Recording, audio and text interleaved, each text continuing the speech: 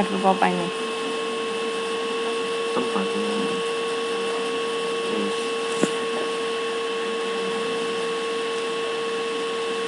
Ya.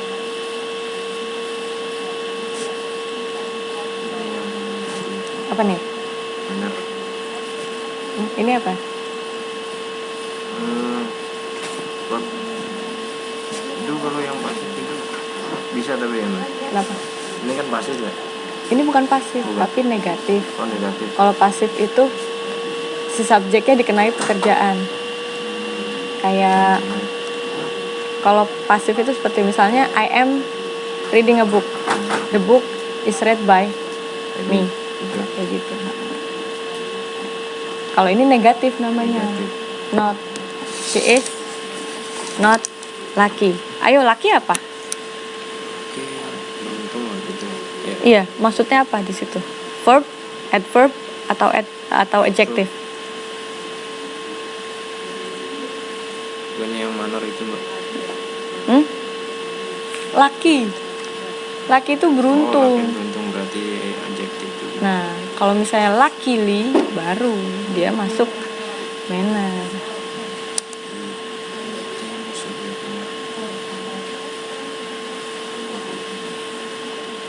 Nah, yang ini Mbak,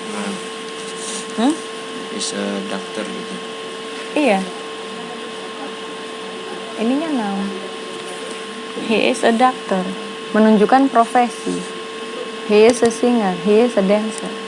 Sama. Jelas ya yang ini ya? Kenapa? Tapinya apa ini? Kalau apa? Maksudnya dia apa? Kalau di latihan-latihan itu masih kadang bingung gitu. Masih bingung. Berarti harus banyak latihannya. Ya gitu. Oke, kita lanjutin ya. Nah, sekarang developing descriptive paragraph. Kita lihat di sini. Descriptive paragraph describes how a person or things looks or feel. In descriptive paragraph, you can describe people, places, objects, or events. The main purpose is to create an image in reader's mind. In short, it's like a painting with words. Jadi deskripsi kebesaran ya. Jadi deskripsi itu adalah jenis paragraf yang mendeskripsikan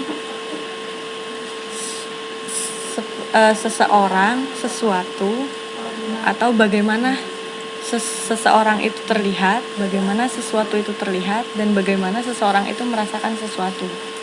Seperti suatu lukisan yang ditulis dengan kata-kata seperti itu. Misalkan menggambarkan suatu tempat, suatu museum. Di museum itu ada apa aja, terus terlihat seperti apa, dan luasnya seperti apa. Nah, contohnya ada kalimat yang ini yang simple banget kalimatnya ya. Jadi contohnya di paragraf ini, I want to have my dream house. Nah, dream house ini dideskripsikan. Nah, it's not big, but it's not small. Ya kan? Berarti tidak terlalu besar dan dia tidak terlalu kecil. It has 3 bedrooms. Dia punya 3 ruangan, ruang tidur, a living room, and a kitchen. 1 ruang tamu atau ruang bermain keluarga dan sebuah dapur. At the backyard, I will put a swing.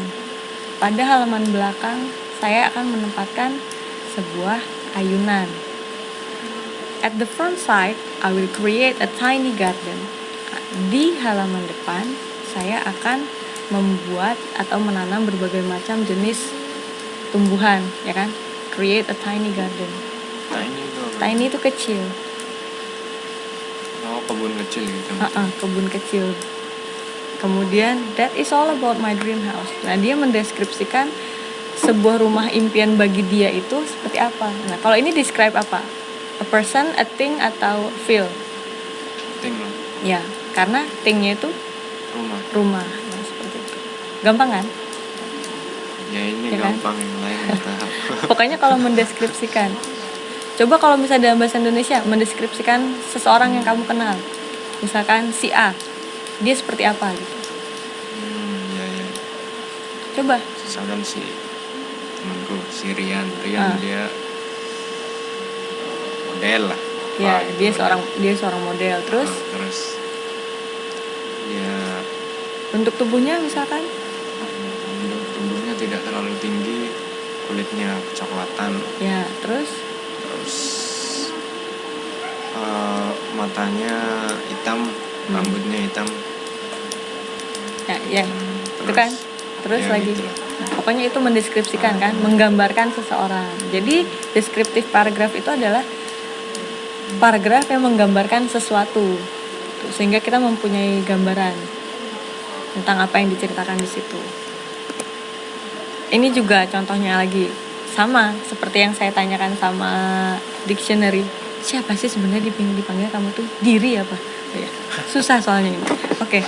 Jadi Dik, oke, panggil Dik aja. Terserah, Januar bisa. Ya, oke, Januar. Jadi begini Januar. Kan tadi kamu mendeskripsikan teman kamu. Nah, di sini juga sama kan. I have a new classmate. Her name is Karenina. Everyone calls her Nina.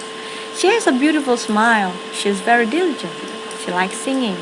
Everybody in the classroom likes her. Nah, sama kan? Dia mendeskripsikan si Nina tersebut seperti apa personalitinya, seperti apa terlihatnya, seperti apa sifatnya, seperti apa hobinya, seperti itu.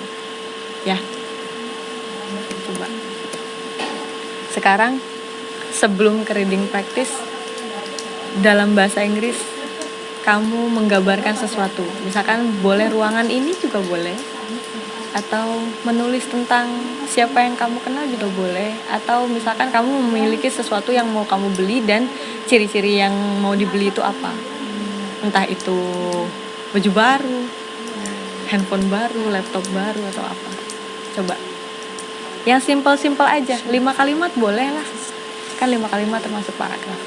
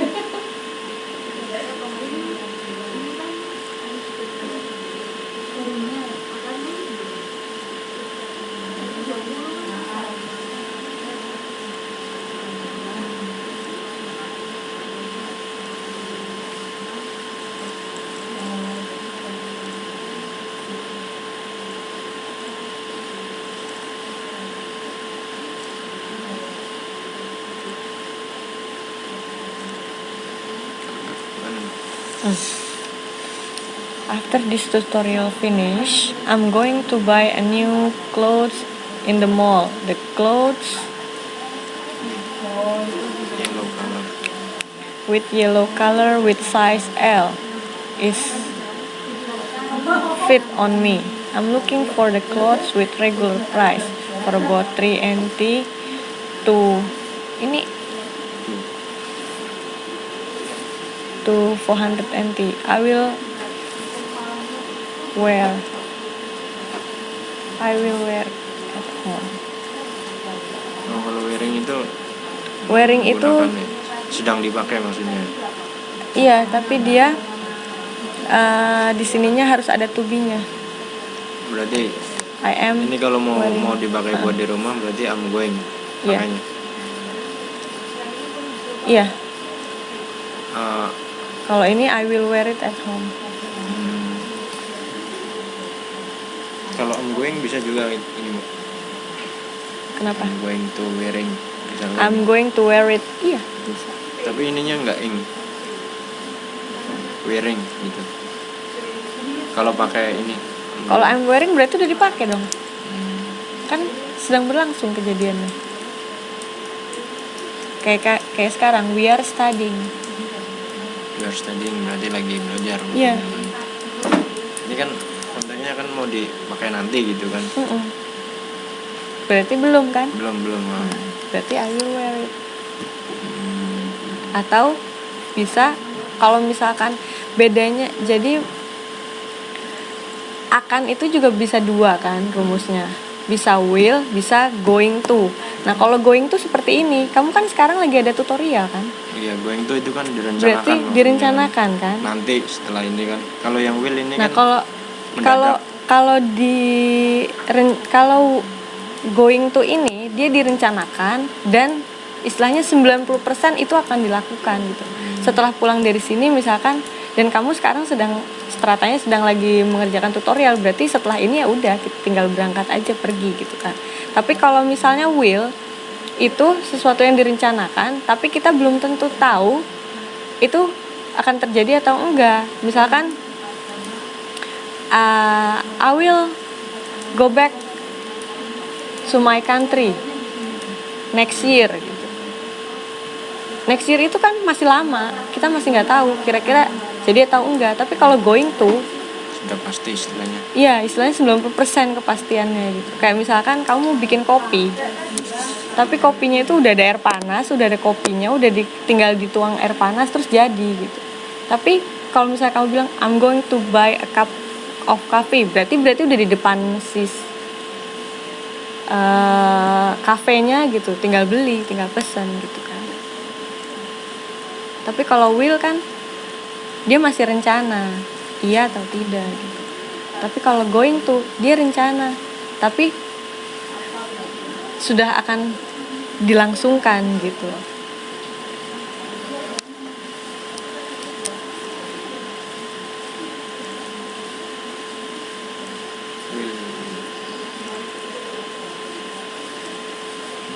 Rencana bisa berubah gitu ya, Mbak. Dua-duanya juga bisa berubah sih. Cuman dipakainya aja gitu.